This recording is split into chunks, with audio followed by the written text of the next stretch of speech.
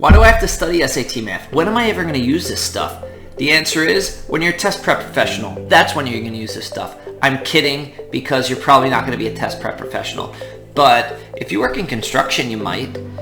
My name is Paul Basolka, Ivy Masters Learning Center and ivymasters.com. And today we're going to look at Test 6, Section 3, Number 7, which reads, a bricklayer uses the formula N equals 7LH to estimate the number of bricks N needed to build a wall that is L feet long and H feet high.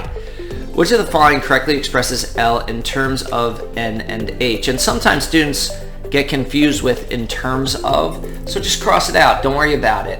If it's asking you for L and you're doing it algebraically, just get L alone and you've solved the problem. Plus, L is alone in each of the answer choices anyway.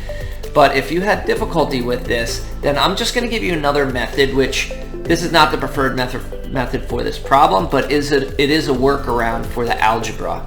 What you could do is you could pick a number for L. Let's say L equals 2. Pick a number for H. Let's say H equals 3. And then you'd get N equals 7 times 2 times 3.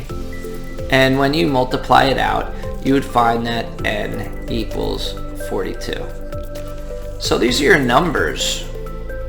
So how do you know when you have your answer correct? Well, if you plug them into the answer choices, it's just not going to work if it's wrong. And you've got to eliminate anything that doesn't give you 2 for the L once you plug in your H and your N. If you left with more than one answer, then you got to adjust your numbers and plug back in. But let's just look at answer choice A. That's 7 over 42 times something. As soon as we see that, it's going to be smaller than 1, we know it's wrong because we need our L to be 2. Answer choice B, we've got 3 over 7 times something. That's going to be wrong also because, again, that's going to be less than 1. We need 2. N, it looks like we're going to need N on top. Answer choice C has N on top. We've got 42 over 7 and my H is 3. So that would be 42 over 21, which would give us 2. It looks like C is our right answer, but we'll just check out answer choice D just to make sure. That would be 42 over 7 plus H would be 42 over 10. That's going to give you 4.2. Answer choice D is going to be wrong as well.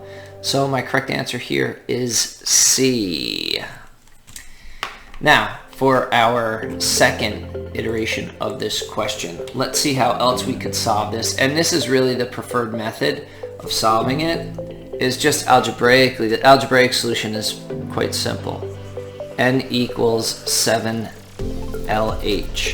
So L is alone in every answer choice. It's asking which correctly expresses L. You got to get rid of everything that's attached to the L. Remember, when you're isolating something, you've got to work with that side and move everything else.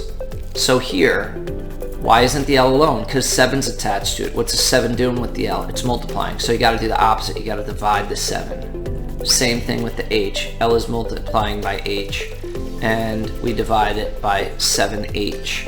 7's cancel, H's cancel, L's alone, and I've got N over 7H, which once again is answer choice C.